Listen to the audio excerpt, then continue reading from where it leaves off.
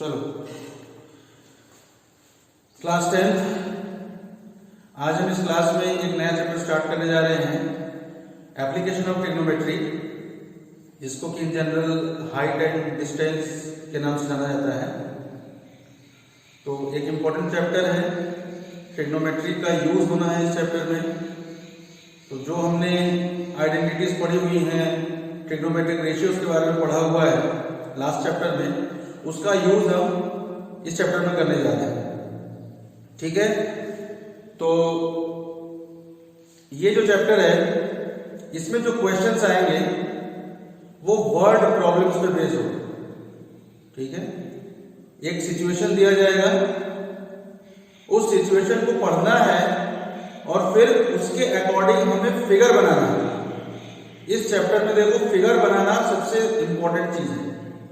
अगर फिगर हमने सही बना लिया तो क्वेश्चन बहुत इजी हो जाता है, लेकिन अगर क्वेश्चन गलत बन, जो फिगर है वो अगर मेरा गलत बन गया तो फिर क्वेश्चन सॉल्व नहीं होगा। ठीक, तो क्वेश्चन को सॉल्व करने के लिए सबसे पहला काम है कि क्वेश्चन को हम अच्छे से पढ़ें, उसमें देखें कि क्या एक्चुअली लिखा है और उसका एक्चुअल मीनिंग क्या है, और उसके अकॉर्डिंग हम फिगर को ड्रॉ करें। ठीक है, अब ये जो हाइट एंड डिस्टेंस चैप्टर है, इसमें इन जनरल हमें हाइट के बारे में पूछता है। जैसे कोई मान लो कोई टावर दे दिया, कोई बिल्डिंग दे दिया, तो उस टावर और उस बिल्डिंग की हाइट के बारे में पूछता है इन जनरल। इसके अलावा डिस्टेंस, यानी कि सपोज कोई टावर है और उस टावर का जो बॉटम है, उस बॉटम से सपोज कुछ दूरी पे कोई एक आदमी खड़ा है सपोज, तो हमें उसके बीच, दोनों के बीच के डिस्टेंस को भी फाइंड करने के लिए कहना है।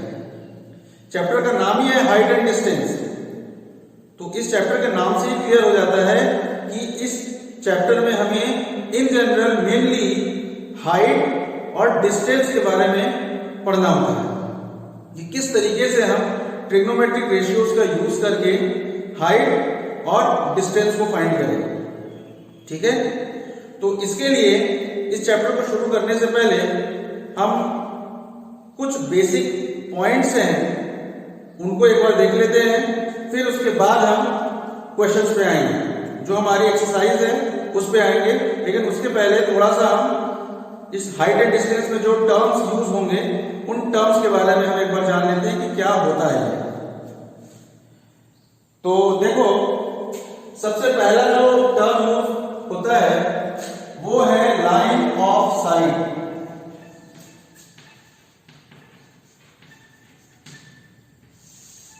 लाइन ऑफ साइट, अब लाइन मतलब हमें पता है एक सीधी रेखा होती है, और साइट मतलब क्या होता है? देखना, टू सी, देखने को साइट बोला जाता है।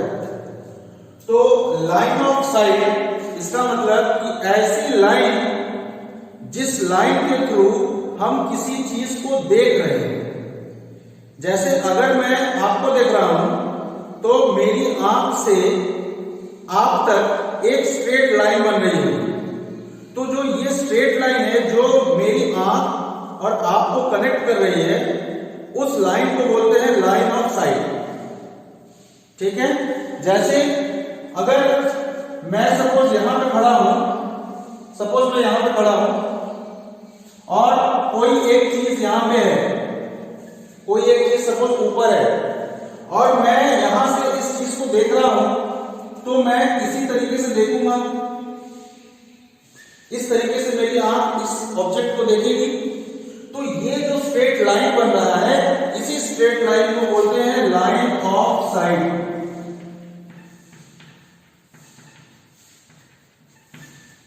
ठीक है, लाइन ऑफ साइट, बात समझ आ गई? लाइन ऑफ साइट किसे बोल रहे हैं हम? किसी भी ऑब्जेक्ट को जो हम अपनी आंख से देख रहे हैं, तो जो लाइन बन रही है, जो एक स्ट्रेट लाइन बन रही है मेरी आंख और उस ऑब्जेक्ट के बीच में, उस लाइन को ही हम लाइन ऑफ साइट बोलते हैं। क्लियर? अब नेक्स्ट जो टर्म यूज होगा इसमें मोस्टली, वो है एंगल ऑफ एलिवेशन। ठीक है, इसमें दो एंगल्स के बारे में हमें पढ़ना है।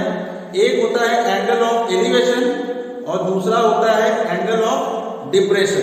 ठीक है, तो वन बाय हम दोनों को क्लियर कर देते हैं कि क्या होता है। तो देखो, एंगल ऑफ एलिवेशन,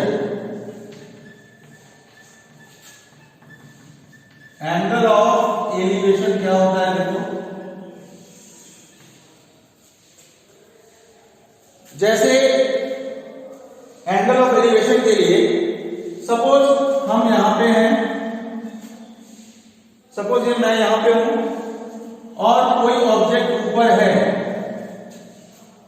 और मुझे इसे देखना है, मुझे इस ऑब्जेक्ट को देखना है, तो मैं इस लाइन ऑफ साइट के थ्रू देखूंगा इस ऑब्जेक्ट को।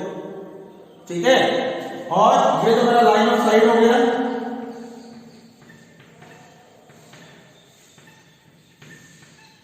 और मेरी आंख से, ये जो मेरी आंख है, इससे अगर हम एक हॉरिजॉन्टल लाइन ड्रॉ करें, कैसी लाइन? Horizontal line. जैसे देखो ये हमने एक हॉरिजॉन्टल लाइन ड्रॉ कर दिया, तो लाइन ऑफ साइट और ये हमारा एक हॉरिजॉन्टल है, हॉरिजॉन्टल लाइन। ठीक, तो ये हॉरिजॉन्टल लाइन और लाइन ऑफ साइट, इसके बीच में जो ये एंगल फॉर्म कर रहा है, एंगल जो बन रहा है, ये हॉरिजॉन्टल लाइन और ये जो लाइन ऑफ साइट है, इसके बीच में जो एंगल फॉर्म हो रहा है, उसे ही बोलते हैं एंगल ऑफ एलिवेशन। उसे बोलते हैं एंगल ऑफ एलिवेशन। ठीक है, बात समझ में आ रही है? एंगल ऑफ एलिवेशन किसे बोल रहे हैं? कोई भी, अगर मैं नीचे कहीं पे हूं और मुझे ऊपर किसी चीज को देखना है, कोई चीज ऊपर है, ठीक है, सपोज यहां पे कोई टावर खड़ा है, सपोज ये टावर है, ठीक है, ये मेरा टावर हो गया। अब टावर के टॉप को मैं देख रहा हूं, ये ग्राउंड से, ठीक है, तो अगर मैं ग्राउंड से देख रहा हूं इस टावर के टॉप को, तो ये मेरी लाइन ऑफ साइट हो गई, ये हॉरिजॉन्टल लाइन हो गई, और हॉरिजॉन्टल लाइन और लाइन ऑफ साइट के बीच में जो एंगल फॉर्म होगा, उसे ही हम क्या बोलेंगे? Angle of elevation. बात समझ में आ गई? चलो, अब नेक्स्ट जो एंगल होता है वो होता है एंगल ऑफ डिप्रेशन। अब एंगल ऑफ डिप्रेशन क्या होता है, ये देखते हैं।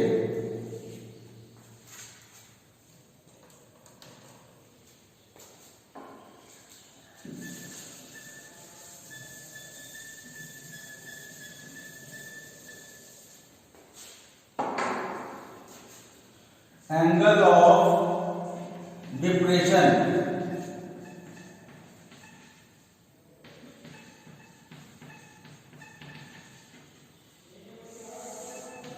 ठीक है। तो अब एंगल ऑफ डिप्रेशन में क्या करना है? देखो, जैसे एंगल ऑफ एलिवेशन के लिए हमने बोला कि मैं नीचे हूं और मुझे किसी को देखना है, किसी ऑब्जेक्ट को मुझे ऊपर देखना है, तो मैं एंगल ऑफ एलिवेशन यूज करूंगा टर्म। लेकिन अब एंगल ऑफ डिप्रेशन के केस में मैं अब ऊपर रहूंगा। जैसे सपोज मैं यहां पे हूं, मैं यहां पे हूं ऊपर, और ग्राउंड में कोई एक पॉइंट है, सपोज यहां पे ग्राउंड में यहां पे कोई एक पॉइंट है और मुझे इस पॉइंट को देखना है, तो ये जो होगा वो मेरा लाइन ऑफ साइट हो जाएगा। ये जो लाइन है ये क्या होगा? मेरा लाइन ऑफ साइट।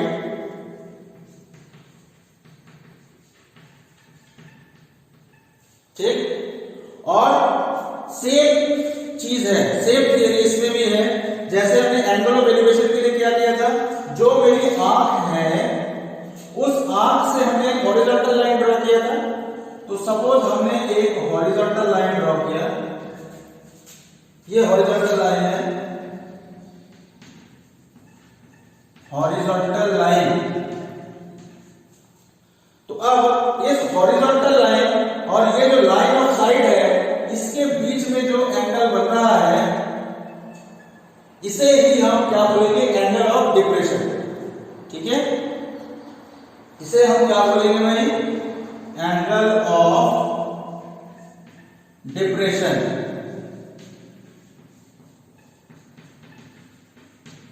ठीक है, ये बात समझ में आ रही है कि अगर मैं ऊपर से नीचे किसी ऑब्जेक्ट को देखता हूं तो मेरा एंगल ऑफ डिप्रेशन अप्लाई होता है, जबकि अगर मैं नीचे से ऊपर किसी ऑब्जेक्ट को देखता हूं तो एंगल ऑफ एलिवेशन अप्लाई होता है। ठीक है, और ये एंगल किन दोनों चीज के बीच में बनता है, किन दोनों लाइंस के बीच में बनता है, एक होता है हॉरिजॉन्टल लाइन और एक होता है line of site. Horizontal line और लाइन ऑफ साइट के बीच में जो एंगल बनता है वही हमारा या तो एंगल ऑफ एलिवेशन है और या तो एंगल ऑफ डिप्रेशन है। डिपेंड करता है कि मेरी पोजीशन कहां पे है, नीचे है या फिर ऊपर है। अगर मैं नीचे हूं और ऊपर किसी ऑब्जेक्ट को देख रहा हूं तो मेरा एंगल ऑफ एलिवेशन बनेगा, जबकि अगर मैं ऊपर हूं और नीचे किसी ऑब्जेक्ट को देख रहा हूं तो फिर मेरा एंगल ऑफ डिप्रेशन बनेगा। बात समझ में आ रही है? तो अब इन जनरल क्वेश्चन जब आता है तो उसमें हमारा जो एंगल ऑफ डिप्रेशन होता है उसे एंगल ऑफ एलिवेशन के इक्वल सपोज कर लिया जाता है। अब बात आती है कि ऐसा क्यों हम एंगल ऑफ डिप्रेशन को एंगल ऑफ एलिवेशन के ही इक्वल मान लेते हैं? तो इसका भी लॉजिक है, और वो लॉजिक क्या है देखो बता दे रहे हैं।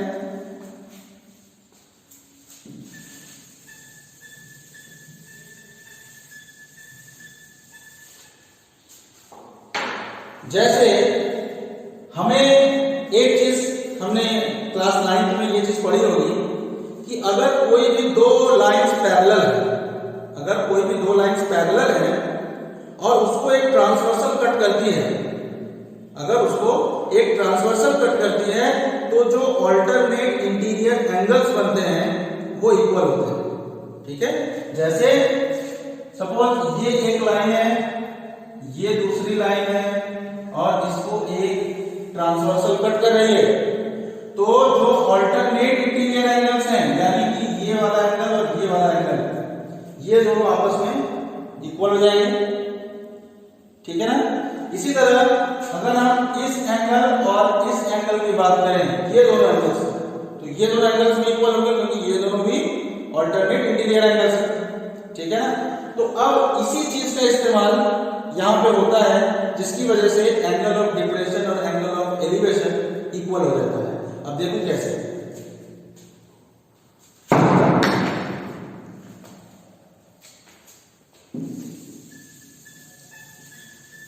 तो इसमें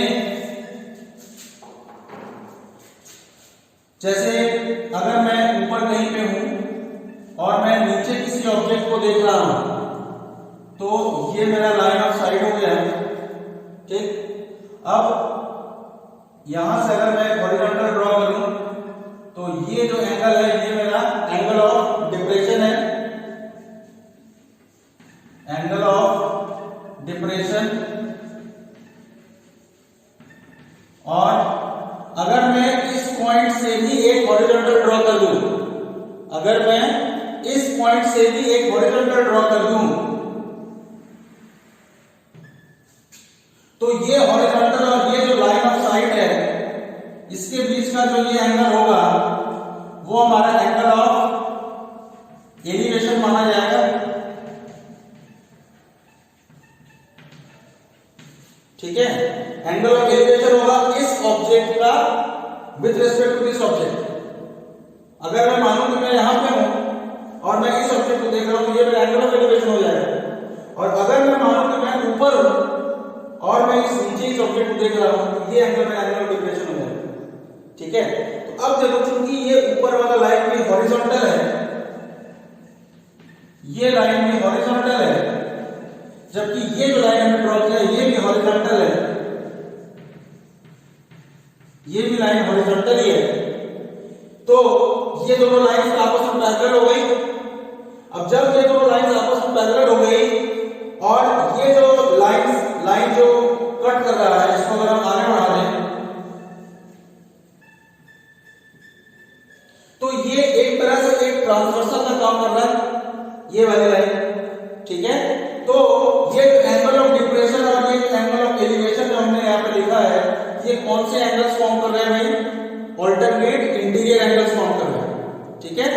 चूंकि हमने अभी बताया कि किसी भी दो पैरेलल लाइंस के बीच में जो अल्टरनेट इंटीरियर एंगल्स होते हैं वो इक्वल होते हैं, इस वजह से इन जनरल क्वेश्चन जो हम लोग करेंगे उसमें एंगल ऑफ डिप्रेशन और एंगल ऑफ एलिवेशन जो है वो ऑलमोस्ट इक्वली माना जाएगा हर क्वेश्चन में। ठीक है, तो उम्मीद करते हैं जितनी हमने थ्योरी बताई है, उसमें छोटी छोटी चीजें बताई हैं वो आपको समझ में आ गया होगा। अब हम डायरेक्ट चलते हैं एक्सरसाइज पे और क्वेश्चन को पढ़ते हैं और उसके अकॉर्डिंग फिगर बनाने की कोशिश करते हैं। ठीक है, चलो।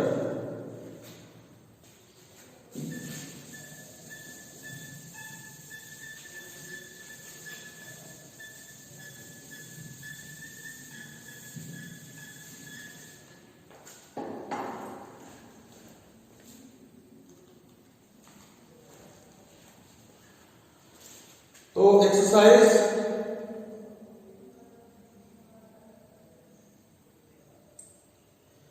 एक्सरसाइज है ये 9.1।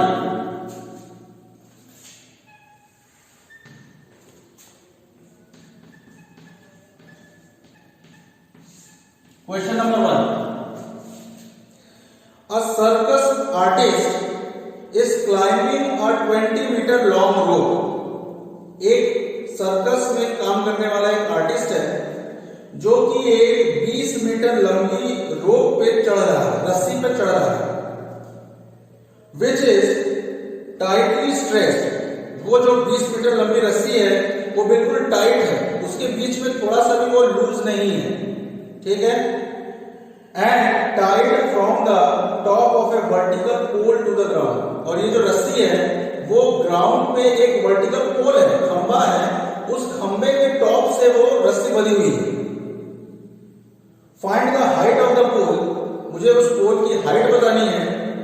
If the angle made by the rope with the ground level is 30 degree.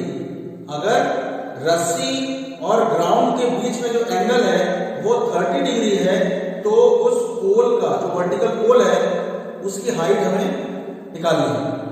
तो सबसे पहला तो इसमें फिगर पहले बगल में दिया हुआ है, लेकिन अगर फिगर नहीं भी दिया हुआ होता तो भी हम फिगर अपने से ड्रॉ करने की कोशिश करते हैं। ठीक, जैसे एक सर्कस आर्टिस्ट है जो कि 20 मीटर लंबी रस्सी पे चढ़ रहा है, which is tightly stretched and tied from the top of a vertical pole to the ground। तो एक वर्टिकल पोल है, तो सबसे पहले तो हम एक वर्टिकल पोल बना लें। ये एक पोल है, सपोज हमने नाम दे दिया ए बी, ये वर्टिकल है और ये किसके वर्टिकल है? ग्राउंड के वर्टिकल है, जमीन के वर्टिकल है। तो हम ये एक हॉरिजॉन्टल लाइन बना दिया, ये हमारा ग्राउंड है। ठीक है, अब इसमें कह रहा है कि जो 20 मीटर लंबी रस्सी है वो इस वर्टिकल पोल के टॉप में बनी हुई है और टाइटली स्ट्रेच्ड है ग्राउंड के किसी पॉइंट पे। तो ये जो है हमारी रस्सी है जो कि बिल्कुल ग्राउंड पे किसी पॉइंट पे बनी हुई है। सपोज यहां पे बनी हुई है, ये पॉइंट सपोज हमारा सी हो गया, और ये जो है बीसी, ये हमारा क्या है? रोप, रस्सी है ये हमारी। इसकी लेंथ कितनी है? 20 मीटर, 20 मीटर लंबी रस्सी है। और चूंकि ये वर्टिकल है तो ये एंगल हमारा 90 डिग्री हो जाएगा। इसके अलावा इसमें कह रहा है कि अगर ये जो रोप है और ये जो हॉरिजॉन्टल है इसके बीच का एंगल अगर 30 डिग्री है, अगर 30 डिग्री है तो हमें इस वर्टिकल पोल का हाइट बताना है। हमें इस वर्टिकल पोल का हाइट बताना है। तो इसके लिए मान लिया कि वर्टिकल पोल का हाइट h है। तो ध्यान से अगर देखें तो ये तो एक राइट एंगल ट्रायंगल है क्योंकि इसमें 90 डिग्री बना हुआ है, और हमें एक्चुअली निकालना क्या है? इस एंगल के लिए 30 डिग्री यहां पर दिया है, इस एंगल के लिए ये जो AB है वो हमारा परपेंडिकुलर होगा और ये जो BC है वो हमारा हाइपोटेन्यूज होगा। बात समझ में आ रही? इस 30 डिग्री एंगल के लिए ये वाली जो साइड है वो हमारा परपेंडिकुलर हो जाएगा और ये वाला जो साइड है वो हमारा हाइपोटेन्यूज होगा। तो हमें ऐसा मतलब ट्रिग्नोमेट्रिक रेशियो अप्लाई करना है जिसमें परपेंडिकुलर और हाइपोटेन्यूज आता है। ठीक है, हमें ऐसा ट्रिग्नोमेट्रिक रेशियो यूज करना है जिसमें परपेंडिकुलर और हाइपोटेन्यूज का यूज हो। तो ऐसा कौन सा होता है भाई, साइन थीटा होता है, क्योंकि हमें मालूम है कि sine theta is equal to कितना होता है, परपेंडिकुलर अपॉन हाइपोटेन्यूज। ठीक है, तो अब in triangle BAC sine 30 degree is equal to perpendicular यानी कि AB अपॉन हाइपोटेन्यूज यानी कि BC। तो अब साइन 30 की वैल्यू हो गई 1/2 इज इक्वल टू AB यानी कि परपेंडिकुलर हो गया H अपॉन BC यानी कि हाइपोटेन्यूज और वो दिया हुआ है 20। तो क्रॉस मल्टीप्लाई अगर हम कर दें तो 2H इज इक्वल टू 20, तो H इज इक्वल टू 20/2, तो ये कितना आ जाएगा 10 मीटर। ठीक है, H की वैल्यू 10 मीटर आ गई, इसका मतलब ये जो वर्टिकल पोल है उसकी हाइट कितनी होगी, 10 मीटर होगी। आंसर क्लियर है, बिल्कुल समझ में आ रहा है। चलो अब नेक्स्ट क्वेश्चन नंबर 2।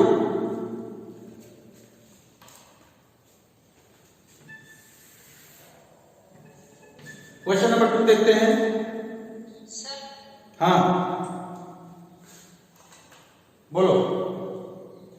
सर यदि हम टाइम की जो है तो उसको कोसेक से निकालेंगे तो आंसर सेम ही आएगा। बिल्कुल साइन और कोसेक हम दोनों इस्तेमाल कर सकते हैं, क्योंकि कोसेक हमारा हाइपोटेन्यूज अपॉन परपेंडिकुलर होता है, तो कोसेक में भी परपेंडिकुलर और हाइपोटेन्यूज का ही यूज है, तो हम कोसेक भी यूज कर सकते हैं। बिल्कुल है, बिल्कुल सही। ठीक है, चलो next question number 2। A tree breaks due to storm and the broken part bends so that the top of the tree touches the ground making an angle 30 degree with it। एक पेड़ है और स्टॉर्म की वजह से, तूफान की वजह से वो जो पेड़ है वो ऊपर से टूट जाता है और टूट के वो जमीन पे आके गिरता है। उसका एक एंड मतलब जो उसका टॉप है वो गिर के जमीन पे आ जाता है और वो जो टॉप जो ग्राउंड पे आ गया वो ग्राउंड मतलब जमीन से 30 डिग्री का एंगल फॉर्म करता है। The distance between the foot of the tree to the point where the top touches the ground is 8 metre, then find the height of the tree. तो देखो इसमें क्या कह रहा है कि इनिशियली स्टार्टिंग में एक पेड़ था, सपोज हमने उसका नाम ले लिया AB। ठीक है, ये पेड़ हो गया हमारा।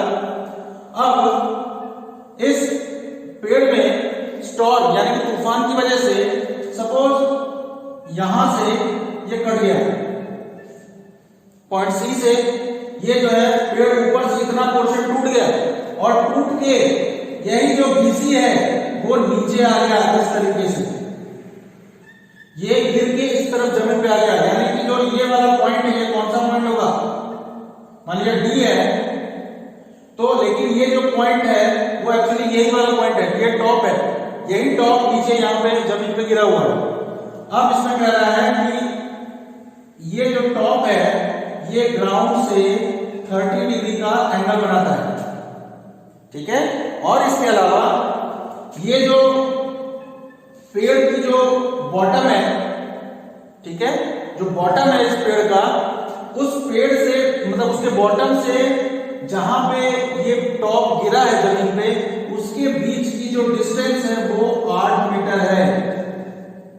उसके बीच की डिस्टेंस अगर 8 मीटर है तो हमें उस पूरे पेड़ की ऊंचाई बतानी है, हाइट ऑफ द ट्री।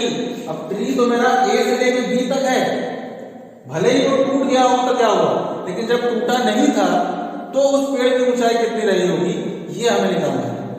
तो उसके लिए पेड़ की ऊंचाई निकालने के लिए हमें AC निकालना पड़ेगा और ये जो BC है इसको भी निकालना पड़ेगा और फिर दोनों को प्लस कर दे तो पूरी हाइट आ जाएगी। ठीक है, अब देखो ये जो BC है वही तो यहाँ पे CD के फॉर्म में गिरा हुआ है, इसका मतलब ये जो BC होगा वो इस CD के बराबर होगा। ठीक है, इसका मतलब हम AC निकाले, CD निकाले और फिर दोनों को अगर हम प्लस कर दें तो भी हमारा हाइट ऑफ द ट्री आ जाएगा। क्लियर? तो चलो इस ट्रायंगल में यानी कि in triangle CAD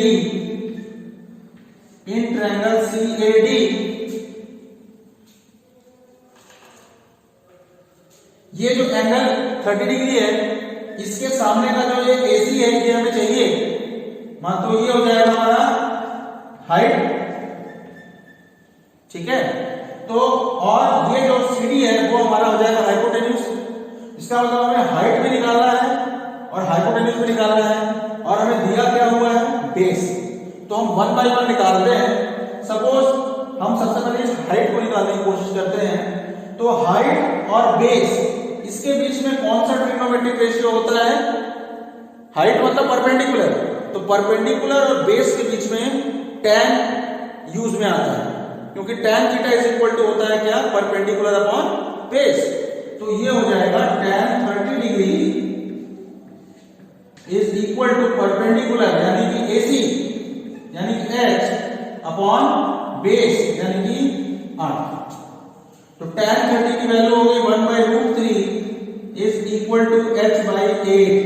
cross multiply कर देंगे तो √3 into H is equal to 8। तो यहां से H इज इक्वल टू 8/√3। अब अगर हम √3 से ऊपर नीचे मल्टीप्लाई कर दें, √3 से ऊपर नीचे मल्टीप्लाई कर दें तो ये हो जाएगा 8√3 अपॉन 3। √3 टू √3 3 हो गया, ठीक है। तो इसका मतलब ये वाला जो AC है, इस AC की वैल्यू हमें मिल चुकी है। अब हमें इस CD चाहिए, ये जो हाइपोटेन्यूज दिख रहा है इसकी वैल्यू चाहिए हमें। तो अब इसके लिए हम क्या करें? अब देखो बेस और हाइपोटेन्यूज इसके बीच में कौन सा ट्रिग्नोमेट्रिक रेशियो होता है? cos होता है। तो अब हम यहां पे cos 30 यूज करें, अगर cos 30 is equal to base upon hypotenuse. तो बेस है हमारा 8 और हाइपोटेन्यूज है CD, ठीक। तो cos 30 की वैल्यू है √3/2 is equal to 8/CD। Cross multiply अगर हम कर दें तो √3 CD is equal to 2 into 8 यानी कि 16। तो CD इज इक्वल टू हो जाएगा 16 अपॉन √3। अब हम इसमें रैशनलाइज अगर कर दें, √3 से मल्टीप्लाई डिवाइड कर दें तो ये हो जाएगा CD is equal to 16 √3 upon √3 to √3 3, ठीक है। तो देखो ये हम परपेंडिकुलर मिल गया, ये हाइपोटेन्यूज मिल गया। अब हमें हाइट ऑफ द ट्री चाहिए। तो हाइट ऑफ द ट्री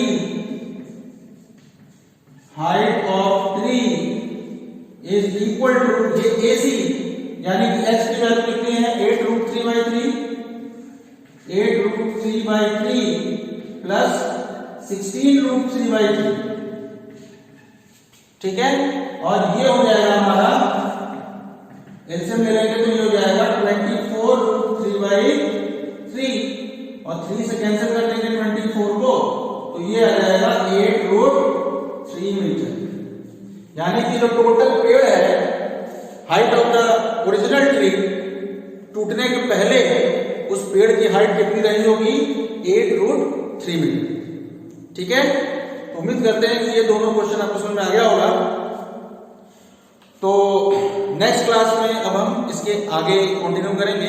आज की क्लास में क्वेश्चन नंबर 2 तक ही रखते हैं, तो अब कल क्वेश्चन नंबर 3 से कंटिन्यू करेंगे, ठीक है। ऑफ करते हैं।